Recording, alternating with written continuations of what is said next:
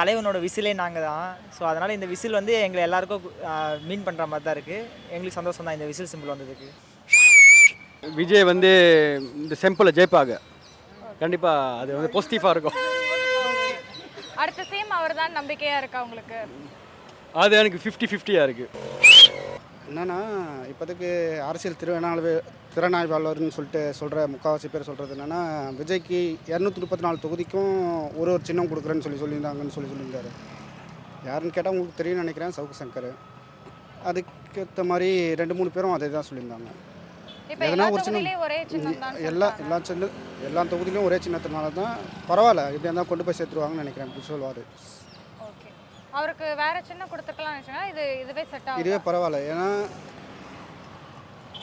தேர்தல் அதிகாரம் இது உங்களை தேர்தல் நிர்வாகம் பொறுத்த வரைக்கும் ஒரு சின்னத்தை கொடுக்கணுன்னா, அதாவது காமனான சின்னம் கொடுக்கணுன்னா, எப்படி சொல்கிறது, லைக் தட் விவசாய சின்னம், யானை, அது மாதிரி எதனா ஒன்று கொடுக்கணுன்னா குறைஞ்சது 3 வருஷம்னாச்சும் பதிவு பண்ணிருக்கணும்.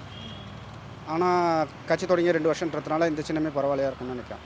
ஓகே, சரி. விஜயோடைய அரசியல் வரவேற்பு எப்படி பார்க்குறீங்கன்னா? நல்லா தான் இருக்குது. அண்டு கூட்டணிக்கு காங்கிரஸ் வந்து தான் நல்லா இருந்திருக்கும் இன்னும். சரி, ஓகே. விஜய் வந்துட்டு அரசியலில் நல்லபடியாக வருவார், மக்களுக்கு எல்லாம் செய்வாருன்னு நம்பிக்கை இருக்கா உங்களுக்கு?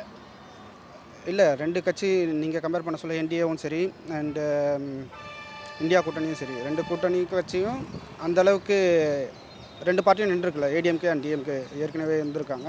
பட் ஆனால் எல்லோரும் இருக்கிற பிரச்சனைகளை களையிறத விட எப்படி சொல்கிறது, வேர்ல்டு பேங்க்கில் கடன் வாங்கினதுனால முக்கால்வாசி விஷயத்தை தனியார் மையமாக ஆக்கிட்டாங்க. புதுசாக ஒரு கட்சி வந்தால் மட்டும்தான் அதுலேருந்து வெளியே வர முடியும். வர எலெக்ஷனில் தளபதிக்கு உங்கள் ஆதரவு இருக்குமாண்ணா? இருக்கும். அதே சமயத்தில் எடப்பாடி தான் ஜெயிப்பார் எனக்கு தெரியும்.